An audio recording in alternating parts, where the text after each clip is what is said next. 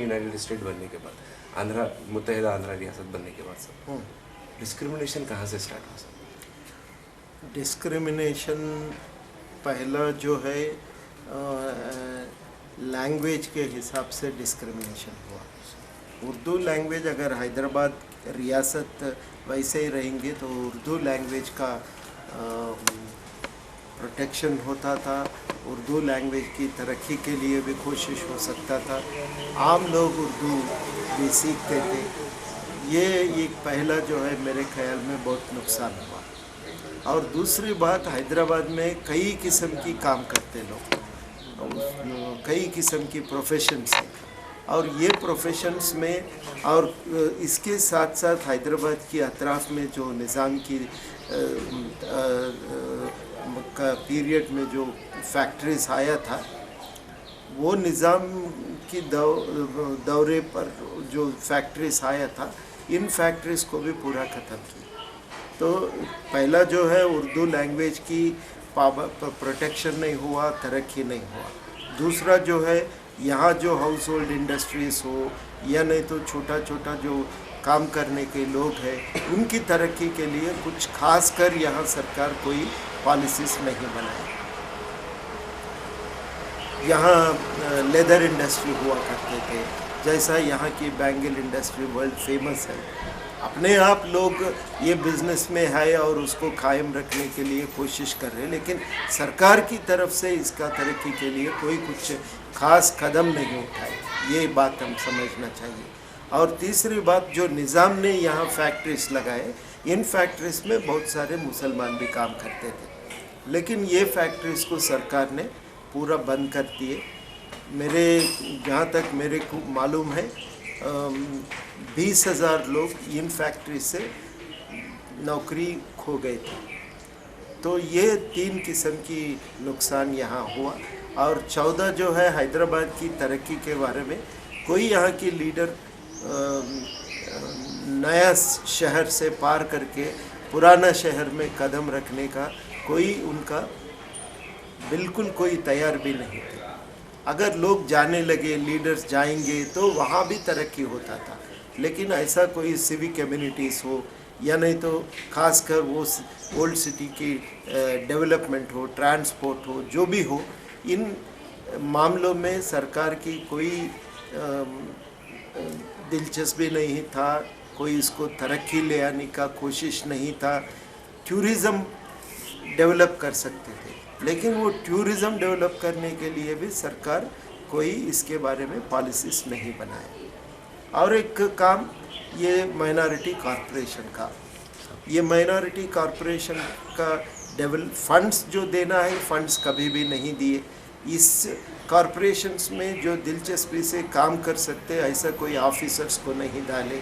तो ये पूरी एक नुकसान अभी ये एरिया में भी हुआ। और आखिरी जो है वक्फ प्रॉपर्टीज़ का प्रोटेक्शन के बारे में भी बात करना ज़रूरी है। वक्फ प्रॉपर्टीज़ जो हैदराबाद के अतराफ़ में है, खासकर टेम्पल लैंड्स भी है और ये वक्फ लैंड्स भी है, इन लैंड्स की प्रोटेक्शन नहीं हुआ। हालांकि यहाँ लैंड ग्रैब प्रिवेंशन एक्ट है और बहुत सारे एक्ट्स है, लेकिन इन एक्ट्स का सही इस्तेमाल नहीं हुआ। जो आंध्रा से आए इनके ऊपर कब्ज़ा किए और इनकी गलत उन लोगों का हाथ में चले गए। हम तो ये लैंड को एग्जाम्पल एक मिसाल के तौर पर हम दिखा सकते हैं। तो ये सारी चीज़ों में एरियाज़ में बहुत सारे नुकसान हुआ, ये हम समझना बहुत ज़रूरी है। और ख़ासकर लीडरशिप डेवलपमेंट के लिए कोई अपनी पार्टी अपनी एक कोशिश नहीं हुआ था। पहले हुआ करते थे, एक ज़माने में वरंगल से MP हुआ करता था, लेकिन उसके बाद एक अजीब सा मुस्लिम रिप्रेजेंटेशन की मतलब कोई एक पार्टी का मदद करना और अपने पार्टीज में इसके बारे में कोई लीडरशिप को डेवलप करने का जो काम होना चाहिए था वो काम को छोड़ दिए। तो ये भी एक हम समझना बहुत ही ज़रूरी है। तो ये सारे चीज़ हुआ और इसके वजह से ओल्ड सिटी की पूरी गरीबी फैल गए और ओल्ड सिटी में की डेवलपमेंट रोक गए और जितने भी कारोबार चलते थे उनकी तरक्की नहीं हुआ। तो ये सारी चीज़ों के वजह से ओल्ड सिटी की पूरी माहौल बदल गया, पूरी माहौल बदल गया। वहाँ जो भी छोटा मोटा वहाँ मौका मिलता है तो उसके लिए एक रिलीजियस कॉन्फ्लिक्ट्स आने लगे। तो ये सारी माहौल ओल्ड सिटी में पूरा मेरे ख्याल में एक degradation, under development old city में हो गया। तो अभी कोई पार्टी इसके बारे में कोई सोचने का कोशिश भी नहीं हुआ। जब कृष्णा राव कमीशन की आयोजन था तो कृष्णा राव कमीशन के सामने बहुत सारे सुझाव आए थे, लेकिन इन सारी रिपोर्ट को कोई दखल अंदाज, कोई गवर्नमेंट सीरियस नहीं लिए, अमल करने का कोई कदम नहीं उठाए। तो ये सारी चीज़ हुआ अब तक। अभी इन सारी चीज़ों को जहन में रखते हुए आगे की प्रोग्राम बनाना बहुत ही ज़रूरी है। सर, अगर ये जो डिस्क्रिमिनेशन का सिलसिला है वो तेलंगाना रियासत बनने के बाद भी अगर चलता रहा तो जस्टिस तो नहीं मिलता। जो जिस मकसद से तेलंगाना की जिद्दोजहद, अलहदा तेलंगाना के लिए जिद्दोजहद की, वो मकसद फौत हो जाता, सब मर जाता मकसद। तो उसके लिए जेएसी का क्या स्टेप रहेगा सर? हम डिमांड करते हैं कि मुस्लिम्स को भी एजुकेशन में और एम्प्लॉयमेंट में रिजर्वेशंस होना चाहिए। सोशली एजुकेशनली बैकवर्ड मुस्लिम्स को रिजर्वेशंस होना चाहिए। ये एक चीज़ बहुत ही ज़रूरी है। और दूसरी बात मेरे ख्याल में माइनॉरिटी फाइनेंस कॉरपोरेशन को और फंड्स देना, इसको मजबूत बनाना और इसके ज़रिए वेलफेयर प्रोग्राम्स इम्प्लीमेंट करने का कोशिश भी होना चाहिए। तीसरी बात, उर्दू की प्रोटेक्शन भी होना चाहिए। ये सिर्फ कोई किसी एक मज़हब की ज़बान नहीं है, हालांकि ये हैदराबाद के लोगों का ज़बान है और बहुत सारे लोग हिंदू हो या मुसलमान हो उर्दू में बात करने वाले हैं।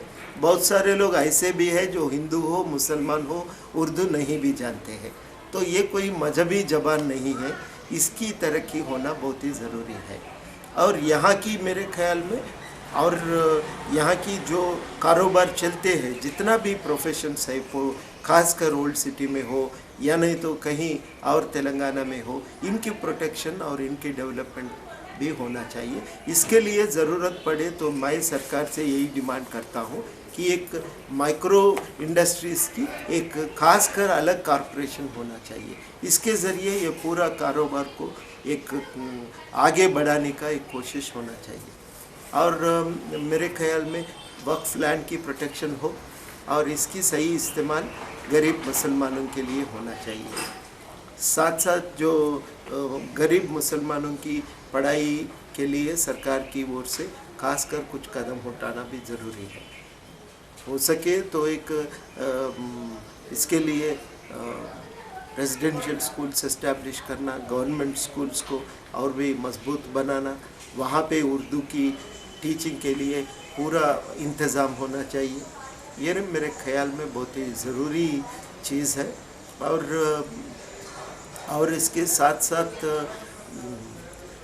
यहाँ की हैदराबाद में जो गंगा जमुना तहज़ीब की सिंबल्स है, उन सारी सिंबल्स को हम यहाँ प्रोटेक्ट करने का बहुत ही सरकार के ऊपर एक जिम्मेदारी रहता है।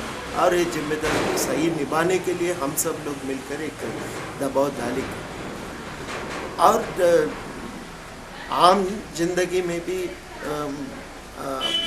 जमातों में भी मुसलमान का लीडरशिप डेवलप होने के लिए जो कोशिश होना चाहिए, वो कोशिश सब लोग मिलकर करना बहुत ही ज़रूरी है।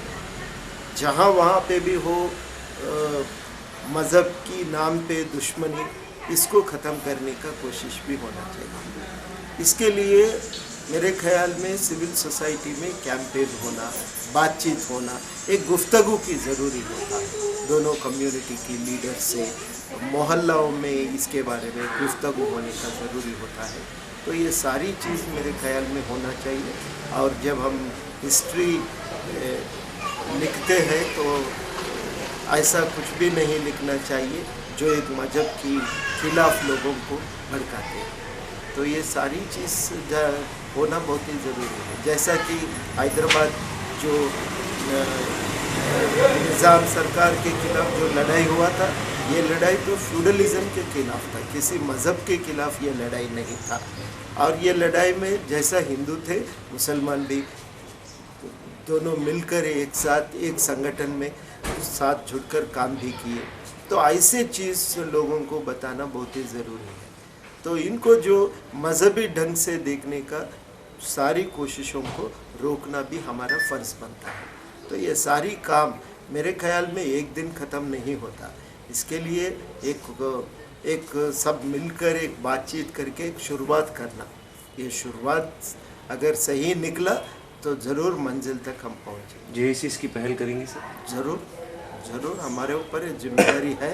मेरे ख्याल में ये जिम्मेदारी को आगे ले जाना हमारा फ़र्ज़ भी बनता है, पूरा करने का फ़र्ज़ भी बनता है। तो एक आखिरी सवाल sir, political parties Telangana movement के 13 साल का जो पॉलिटिकल टीआरएस का स्पेशली मूवमेंट का जो था उनका, उन्होंने पूरा ज़िंदगी के तमाम शुबे हयात में उसके अंदर रिजर्वेशन मुसलमानों को 12% देंगे बोल के। केवल 12% पॉसिबिलिटीज़ है दस्तूर हिंद के मुताबिक, आइन के मुताबिक जो भी हालात बनते, जितना भी रिजर्वेशन मुसलमानों को मिल सकता नई रियासत में, वो दिलाने के लिए जेएसी का क्या रोल रहेगा? हम ज़रूर इसके बारे में सरकार से बातचीत करेंगे, दिल्ली तक जाएंगे, सारे लोगों को इसको उसकी एक्सेप्टेंस ले आने का कोशिश जो होता है, सब लोगों का मदद इकट्ठा करने का कोशिश जो ज़रूरी होता है, ये काम भी हम करेंगे। और सिर्फ मुसलमान ही नहीं, दलित सारी लोग मिलकर एक इसके बारे में एक डिसीजन पे आएंगे तो ज़रूर इसको अमल में ले आना कोई मुश्किल नहीं होता।